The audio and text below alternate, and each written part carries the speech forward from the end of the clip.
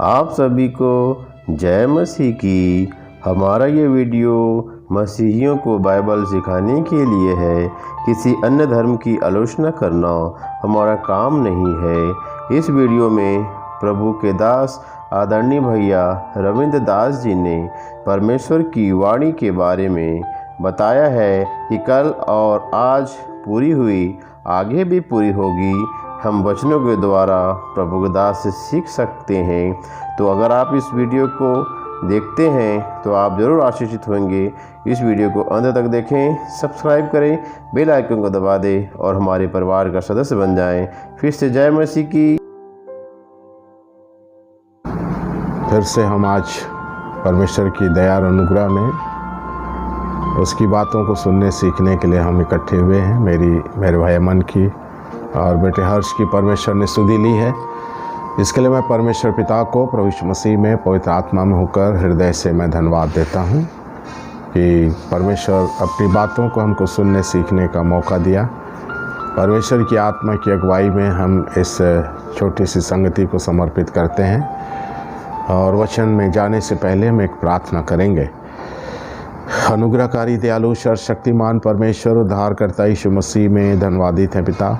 तो ने हम पर अनुग्रह किया, हमारी सुधि ली, फिर से यह अवसर दिया, आज का दिन दिया कि आज फिर से हम तेरे वचनों को सीखने सुनने के लिए हम इकट्ठे हुए हैं। और हर एक प्रकार से तेरी पवित्र आत्मा ने जैसे हमारी अब तक सुधि ली है, आज फिर से परमेश्वर पिता, परमेश्वर पुत्र, परमेश्वर तेरी पवित्र आत्मा मेरे मन बेटे हर्ष की सुधि ले कि हम सब एक मन एक चित एकाग्र होकर अपने प्रियों के साथ जो तेरे वचन को सुनने के लिए इकट्ठे हुए हैं उनके साथ पिता हम तेरी बातों को सुन सीख समझ सकें।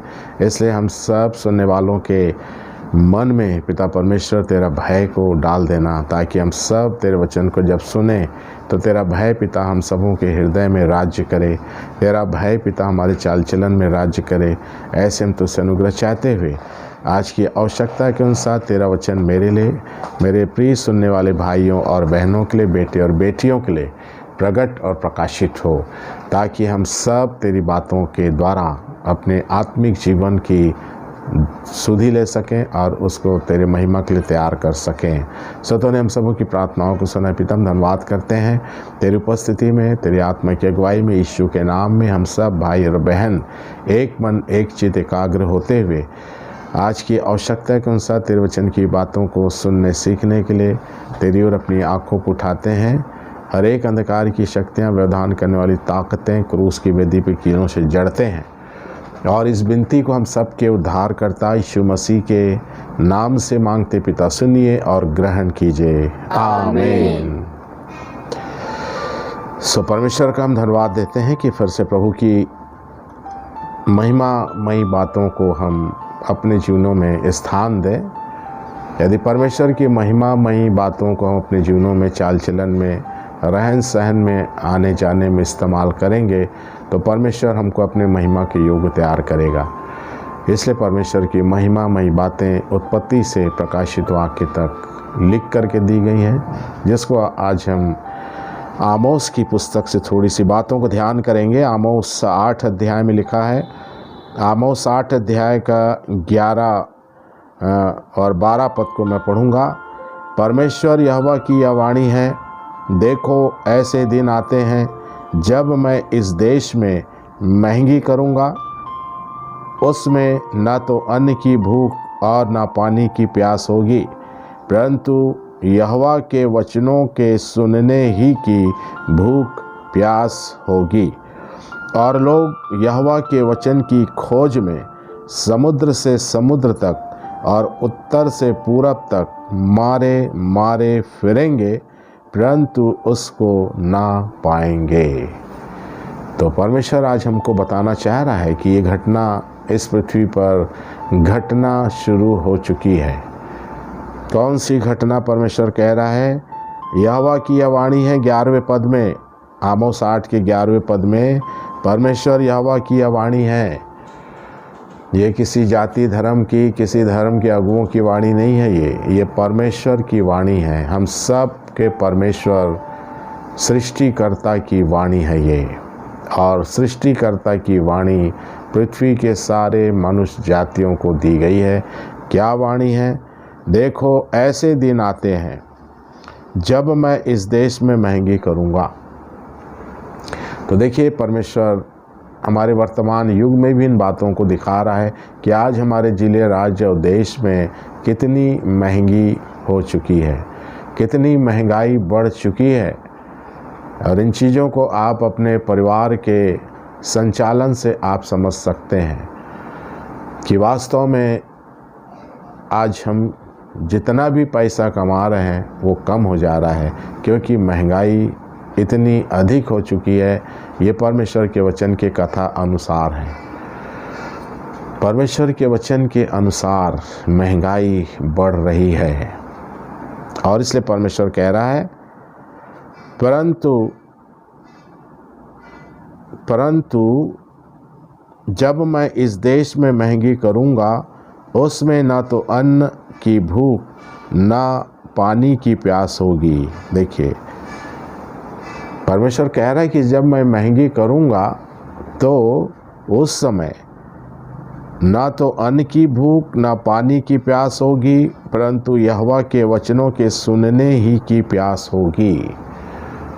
तो आज देखिए, यदि महंगाई आपके नज़र में दिख रही है तो क्या आपके जीवन में, मेरे जीवन में वचन को सुनने की भूख प्यास है कि नहीं है? महंगाई तो बढ़ गई, महंगाई बढ़ रही है, महंगाई बढ़ते क्रम में है, क्योंकि ये वचन ने हमको पहले से ही परमेश्वर ने बता दिया। अब महंगी तो होगी, परंतु परमेश्वर ने एक बहुत अच्छी बातें कही कि उस समय जब महंगी मैं करूँगा तो उस समय लोगों को परमेश्वर के वचन की सुनने की प्यास होगी, सुनने की भूख और प्यास होगी।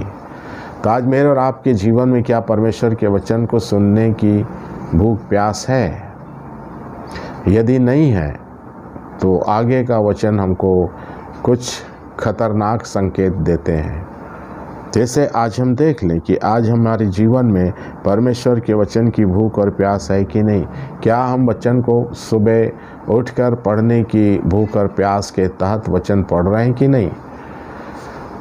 आँख खुलने के बाद वचन की भूख और प्यास मेरे और आपके जीवन में होना अनिवार्य है। फिर आँख लगने से पहले, जब रात्रि में हम सोने से पहले, आँख बंद होने से पहले, क्या हम वचन को पढ़ने और सुनने की भूख और प्यास लेके उस प्यास को पूरी करके क्या हम रात्रि में नींद ले रहे हैं? यदि नहीं ले रहे हैं तो हमारे लिए परमेश्वर का खतरनाक संदेश है, जिसको आप पढ़ के, सुन के जानिए, देखिए। परमेश्वर के वचन में जो बातें लिखी हैं वो पूरी हो रही हैं। तो ये भी बातें लिखी हैं कि जब महंगी करूँगा तो लोगों को परमेश्वर के वचन की सुनने की भूख और प्यास होगी।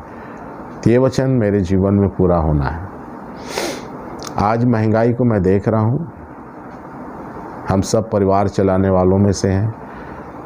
हम सब अपने अपने परिवार को टैकल करते हैं, घर की आवश्यकताओं की हम पूर्ति करते हैं।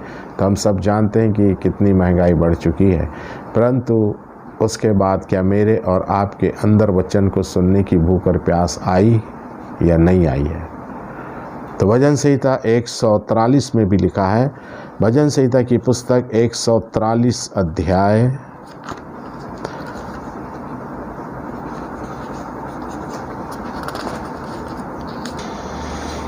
भजन 143 का 6वें पद में लिखा है, मैं तेरी ओर अपने हाथ फैलाए हुए हूँ, सूखी भूमि की नाई मैं तेरा प्यासा हूँ। देखिए, दाऊद की गवाही है, दाऊद की गवाही है। दाऊद ने अपने जीवन में उस वचन को पूरा किया। दाऊद कह रहा है कि मैं तेरी ओर अपने हाथ फैलाए हुए हूँ। आज मनुष्य अपने हाथ को कहाँ फैलाया है? परमेश्वर की तरफ या संसार की तरफ? यदि हम परमेश्वर की तरफ हाथ फैलाए हैं तो हमको आशीष मिलेगी। संसार की तरफ हाथ फैलाए हैं तो आशीष छीन ली जाएगी, क्योंकि संसार हमारी आशीषों को छीनता है। और हम अपने हाथ को संसार की तरफ फैलाए हैं इसलिए आज मैं और आप आशीषित नहीं होते हैं। यदि मैं और आप अपने हाथ को परमेश्वर की ओर फैलाए रहेंगे तो हमको ज़रूर आशीष मिलेगी। इससे परमेश्वर कह रहा है, उसका दास की गवाही कह रही है कि मैं तेरी ओर अपने हाथ फैलाए हुए हूँ, सूखी भूमि की नाई मैं तेरा प्यासा हूँ। सूखी भूमि के समान, क्या सूखी भूमि के समान मैं और आप परमेश्वर के वचन की भूख और प्यास को लेके जी रहे हैं? सूखी भूमि, जब परमेश्वर स्वर्ग से पृथ्वी को देखता है कि सूखी भूमि हो गई है तो ऊपर से जल बरसाता है। तो ऐसे आपके और मेरे हृदय के अंदर वचन को सुनने की भूख और प्यास होगी। हम सूखी भूमि अपने हृदय को बनाएंगे तो परमेश्वर ज़रूर उसमें अपने वचन के जल को बरसाएगा। तो दाऊद के पास एक गवाही थी। दाऊद इस काम को करता था। दाऊद अपने हाथ को परमेश्वर की ओर फैलाता था। दाऊद अपने हृदय की भूमि को सूखी ऊसर भूमि करके परमेश्वर की ओर अपनी आंखें उठाता था। और इसलिए परमेश्वर का दास कह रहा है कि सूखी भूमि की नाई मैं तेरा प्यासा हूँ। आज मैं और आप किसके प्यासे हैं? मेरे और आपके अंदर आज किसकी प्यास है? बाइबल इन बातों को बताना चाहती है कि मनुष्य के जीवन में किसकी भूख और प्यास है। बाइबल के अंदर हमको सब कुछ की जानकारी देने के लिए परमेश्वर ने संदेश दे दिया है। हम यदि इसको जानना चाहेंगे, हम यदि इसको मानना चाहेंगे तो बाइबल आपके सामने खुल जाएगी। तो इससे परमेश्वर का दास कहता है, सूखी भूमि की नाई मैं तेरा प्यासा हूँ। फिर उसी का भजन संहिता 42 अध्याय में भी परमेश्वर कह रहा है। भजन संहिता 42 अध्याय उसका पहला पद में लिखा है, जैसे हरणी नदी के जल के लिए हाँफती है, वैसे ही हे परमेश्वर मैं तेरे लिए हाँफता हूँ। ये कोरा वंशियों का गीत है। कोरा वंशी, हम जानते हैं कि कोरा वंशियों को परमेश्वर ने उनके तंबू समेत जिंदा अधलोक में उतार दिया था। और उसी में से कुछ बचे हुए लोग जो कोरा वंशी के थे वो परमेश्वर से कह रहे, जैसे हमने दाऊद की गवाही सुनी। दाऊद कह रहा है कि सूखी भूमि की नाई मैं तेरा प्यासा हूँ। कोरावंशी कह रहे हैं जैसे हरणी नदी के जल के लिए हाँफती है, वैसे ही हे परमेश्वर मैं तेरे लिए हाँफता हूँ। मैं तेरे लिए हाँफता हूँ। आज मैं और आप किसके लिए हाँफ रहे हैं? आज मैं और आप किसके लिए प्यासे हैं? हरणी जल के लिए प्यासी रहती है तो कैसे भागती है, हाँफते हाँफते भागती है। जल उसको नहीं मिलता है और उसको दूर से जल की परछाई, जल का प्रतिबिंब दिखता है। रेगिस्तान में रेत को आप दूर से देखेंगे तो ऐसा लगेगा वहाँ बहुत जल है। तो उसी प्रकार से हरणी जब रेत को देख करके जब दौड़ती थी पानी के लिए, दौड़ती है पानी के लिए, परंतु उसको पानी नहीं मिलता है। परंतु यहाँ पर हम परमेश्वर के लिए दौड़ेंगे, परमेश्वर के लिए हाँपेंगे, हमको परमेश्वर तुरंत मिल जाएगा। तो इसे हम देखें कि हरणी नदी के जल के लिए हाँपती है, वैसे ही क्या मैं और आप परमेश्वर के लिए हाँप रहे हैं? दूसरा पद कहता है, जीवते ईश्वर परमेश्वर का मैं प्यासा हूँ। कोरावंशी कह रहे हैं, जीवते ईश्वर परमेश्वर का मैं प्यासा हूँ। मैं और आप कौन से परमेश्वर के प्यासे हैं? जीवते या मृतक? दो परमेश्वर हैं दुनिया में, एक जीवता परमेश्वर है और एक मृतक परमेश्वर है। तो आज संसार में मैं और आप देखें कि मैं और आप जीवते परमेश्वर के प्यासे हैं, जैसे कोरावंशी लोग जीवते परमेश्वर के प्यासे थे। कोरावंशी लोग जीवते परमेश्वर के प्यासे थे। मैं और आप किस परमेश्वर के प्यासे हैं? ये मेरे और आपके लिए एक प्रश्न है। बाइबल हमको एक प्रश्न चिन्ह में लाके खड़ा करती है, अब हमको उसको उत्तर देना है। बाइबल हर एक स्थानों में प्रश्न चिन्ह खड़ा करती है कि मैं और आप प्यासी हिरणी के समान परमेश्वर के लिए हाँप रहे हैं या दुनिया के लिए हाँप रहे हैं, रुपए के लिए, धन के लिए, पद के लिए, प्रतिष्ठा के लिए, मान और सम्मान के लिए लोग हाँप रहे हैं। ये सब चीज़ें मेरे और आपके लिए हानिकारक है। और जो चीज़ मेरे और आपके लिए हानिकारक है उसी के लिए शैतान हमको दौड़ाता है। शैतान का काम है कि मनुष्य को उसके पीछे दौड़ाओ, उसके पीछे हफवाओ जो उसके लिए, उसकी आत्मा के लिए हानि का कारण बनेगा। इसलिए हम अपने जीवन में शरीर के हानि का कारण हम नहीं बनना चाहते हैं, परंतु अपनी आत्मा के हानि के कारण हम क्यों बन के रहते हैं? क्यों बन के रहते हैं? हम अपने शरीर की हानि पहुंचाना नहीं चाहते हैं, परंतु अपनी आत्मा की हानि पहुंचाने के लिए हम क्यों आतुर हैं? क्यों इतने पागल हैं हम? आज भी हम अपने आत्मा के हानि को रोक सकते हैं इस पवित्र शास्त्र की जानकारी लेके। ये पवित्र शास्त्र मुझको अपने आत्मा के नुकसान से बचा लिया, नहीं तो मैं भी अपने आत्मा का हानि करने वाला व्यक्ति था। इसलिए परमेश्वर का मैं इसलिए धन्यवाद देता हूँ कि आज मुझको भी परमेश्वर ने अपनी प्यास, अपनी भूख को मेरे अंदर डाला है। मैं जीवते ईश्वर और परमेश्वर का मैं प्यासा हूँ। पहले मैं भी जीवते ईश्वर का, परमेश्वर का प्यासा नहीं था, परंतु परमेश्वर का अनुग्रह मेरे जीवन में हुआ। आप लोगों के जीवन में परमेश्वर का अनुग्रह है प्रियो, परंतु हम उस अनुग्रह को जानना नहीं चाहते। हम उस अनुग्रह को खाने पीने में खर्च कर देते हैं। जिससे परमेश्वर हम सबकी सहायता करे कि वचन के प्रकाश में आप देखिए, मैं देखूं कि जीवते ईश्वर परमेश्वर का मैं और आप प्यासे हैं। तो जीवते ईश्वर परमेश्वर के प्यासे हैं, तो कोरावंशी कह रहा है कि मैं कब जाकर परमेश्वर का अपना मुंह दिखाऊंगा। जीवते ईश्वर परमेश्वर के प्यासे लोग ही परमेश्वर को स्वर्ग में जाकर अपना मुंह दिखाएंगे।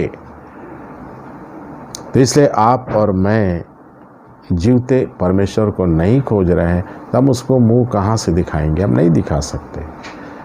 हम तो निर्जीव परमेश्वर के प्यासे हैं। तो निर्जीव परमेश्वर आपको या आपके चेहरे को कहाँ से देखेगा? नहीं देख पाएगा। बस आप ही उसके चेहरे को देखते रहिए। आप ही निर्जीव ईश्वर के चेहरों को देखते रहिए जीवन भर, परंतु वो निर्जीव ईश्वर आपके चेहरे को अभी नहीं देख रहा है तो अंत में कहाँ देखेगा? इसलिए परमेश्वर हमको मौका दिया है। इस मौके को हम परमेश्वर के वचन के अंतर्गत हम आज देख सकते हैं कि वास्तव में आपके अंदर, मेरे अंदर क्या चीज़ की भूख है, क्या चीज़ की प्यास है, क्या चीज़ को आप देखना चाहते हैं, जीवते परमेश्वर को या निर्जीव परमेश्वर को। तो दोनों में से एक का चुनाव करना है मुझको, एक का चुनाव करना, दोनों नहीं मिलेंगे। तो इसलिए परमेश्वर हमारे घराने की सहायता करने के लिए वचन दिया है प्रियो। इसलिए इन बातों को ध्यान में रखें। और यशायाह नबी की पुस्तक 55 अध्याय में लिखा है, यशायाह 55 अध्याय में लिखा है, उसके पहले पद में लिखा है, यशायाह 55 के पहले में, अहो सब प्यासे लोगों पानी के पास आओ। देखिए, यदि आप और मैं पानी के प्यासे हैं, अर्थात परमेश्वर के वचन रूपी जल के प्यासे हैं, ये परमेश्वर का मुख से निकला हुआ ये वचन जल है, रोटी है, फल है, सब कुछ है इस वचन के अंदर। आपको क्या चाहिए? आप इस वचन रूपी जल के प्यासे हैं तो परमेश्वर आओ। देखिए, वचन रूपी पानी के पास, वचन रूपी जल के पास परमेश्वर बोल रहा है कि आओ। जिनके पास रुपया ना हो तुम भी आकर मोल लो और खाओ, है ना। यदि हमारे पास पैसा नहीं है तो भी परमेश्वर इस वचन रूपी जल को मुफ्त में पिलाना, मुफ्त में देना चाहता है। पर आओ तो सही बोलता परमेश्वर, बस आना है हमको और कुछ नहीं करना है। हमको लौट के आना है परमेश्वर के वचन रूपी जल के पास और कुछ नहीं करना है। आएंगे और इस वचन रूपी जल को पिएंगे तो परमेश्वर हमको इससे आशीष देगा, आशीष देगा। ये वचन रूपी जल से हमको आशीष ज़रूर मिलेगी। यदि हम इसको पाना चाहते हैं तो हमको परमेश्वर के पास आना पड़ेगा, हमको परमेश्वर के पास आना ही पड़ेगा। बिना उसके पास आए हमारा कोई भी फ़ायदा हमको न आज पहुंच सकता है न कभी पहुंच सकता है। तो इसलिए यदि फ़ायदा चाहिए तो परमेश्वर बोल रहा है कि मेरे पास आओ, है ना, पानी के पास आओ, है ना। पर मनुष्य को आज परमेश्वर के पास आने का समय नहीं है। मनुष्य परमेश्वर के पास आना नहीं चाहता है। परंतु एक दिन उसको पछताना पड़ेगा। तो इसलिए पछताने से पहले मैं और आप आज वचन रूपी जल के पास आ जाएं और हम वचन के भूखे और प्यासे हो जाएं। परमेश्वर हमको तृप्त करने के लिए खड़ा है ना। फिर वापस चलते हैं, आमोस के 11 पद में हमने देखा था, अब 12 पद में लिखा, और लोग यहोवा के वचन की खोज में समुद्र से समुद्र तक और उत्तर से पूरब तक मारे मारे फिरेंगे, परंतु उसको ना पाएंगे। देखिए, ऐसे समय आने वाला है कि लोग परमेश्वर के वचन के लिए समुद्र से समुद्र और उत्तर से पूरब तक मारे मारे फिरेंगे, तब परमेश्वर का वचन उनको नहीं मिलेगा, तब उनको वचन नहीं मिलेगा। और परमेश्वर कहता है कि आज परमेश्वर का वचन हमारे पास है, हमारे घर में, हमारे नगर में, हमारे शहर में, हमारे देश में है। तो आज हम इसके पास आना नहीं चाहते हैं, आज हम इसकी भूख और प्यास को लेकर जीवन बिताना नहीं चाहते हैं, तो हम अपने आत्मा की हानि उठाने वालों में हैं। ये सारी चीज़ों को आज हम ध्यान करें कि वास्तव में हमारे पास आज संसार की भूख और प्यास को लेकर हम संसार में उलझ चुके हैं, और ये संसार हमको एक दिन नीचे गर्त में ढकेल देगा। तो इससे संसार से बचना है, परमेश्वर के दर्शन करना है, तो परमेश्वर के वचन के अनुसार हमको पहले चलना पड़ेगा, काम करना पड़ेगा। और एक अच्छी गवाही देखेंगे, भजन संहिता 119 अध्याय में लिखा है, भजन संहिता 119 में लिखा है,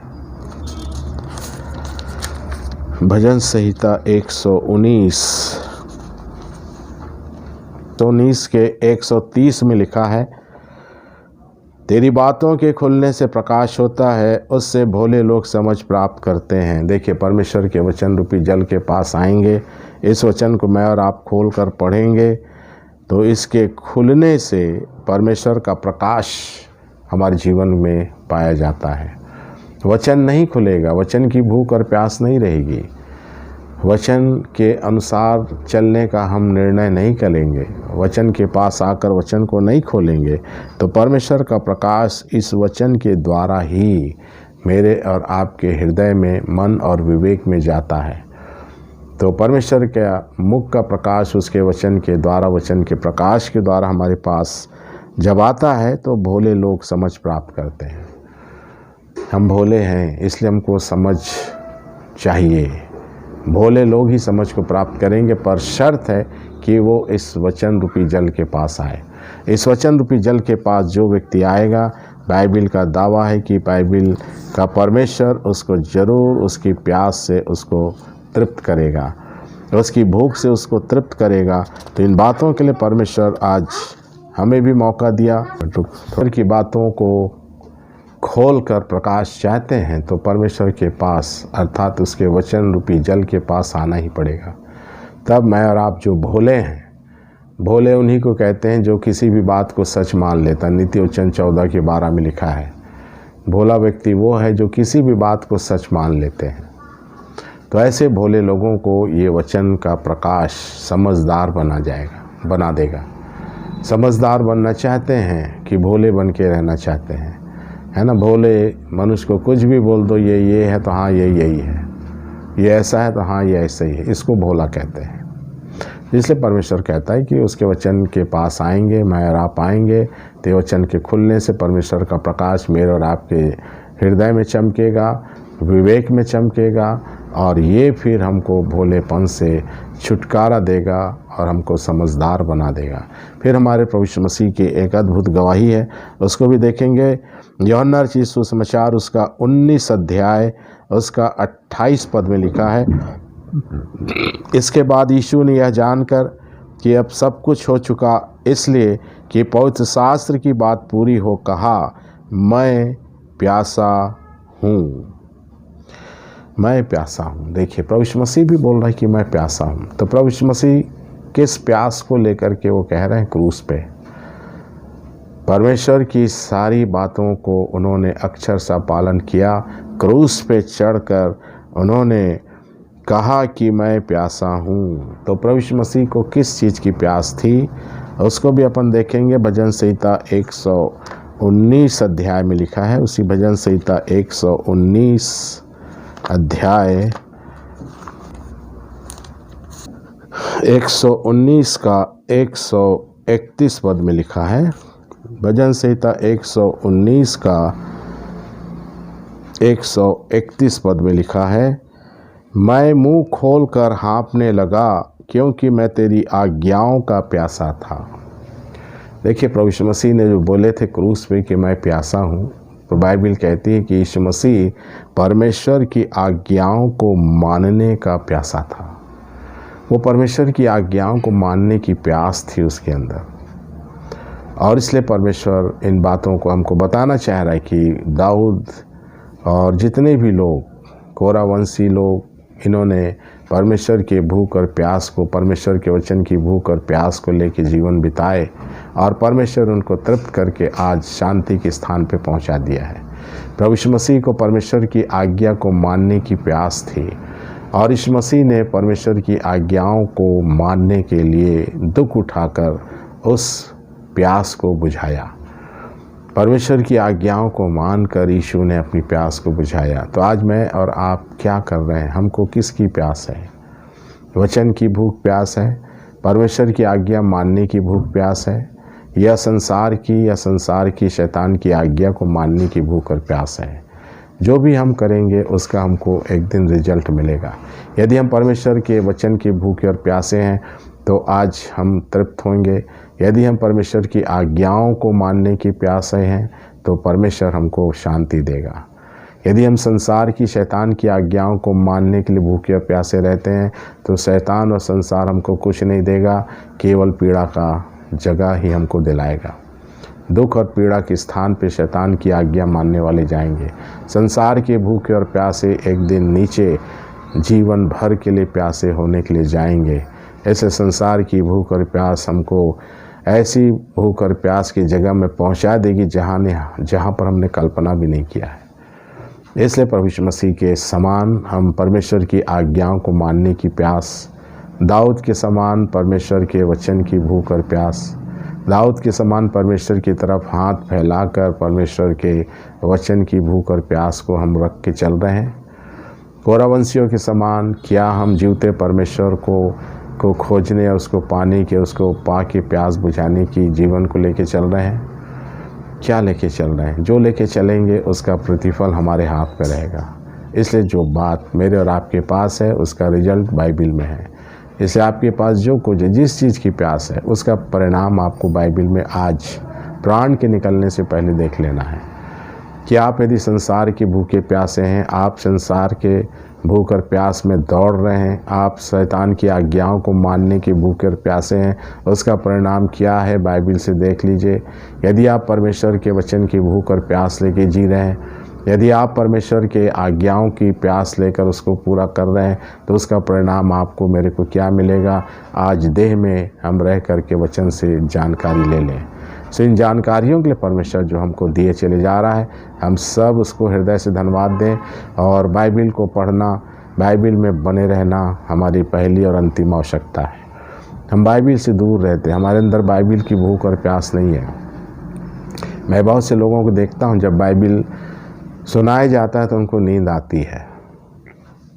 जब बाइबल वो पढ़ने बैठते हैं तब उनको नींद आती है, परंतु दिन रात वो संसार की बातों को टेलीविज़न में, मोबाइल में देखने के लिए उनको नींद नहीं आती। ये मैं देखा अपनी आँखों से, बहुत से लोगों को मैं देखता हूँ। वचन प्रचार होता तो लोग झपकी लेने लगते हैं, श्वास उनकी तेज हो जाती है। परंतु वही व्यक्ति यदि टेलीविज़न या मोबाइल के सामने दुनिया को देखते रहता तो उसकी आंख बंद नहीं होती, उसको झपकी नहीं आती है। तो सब शैतानिक हरकतें हैं जो शैतान अपने पूरे हथकंडे को लेकर मनुष्यों को बांध करके रखा है, और बांध करके हमको पीड़ा के स्थान पर ले जा रहा है। और हम भी उसके साथ ऐसे जा रहे हैं जैसे कि वो हमारा कोई परिवार का सदस्य है।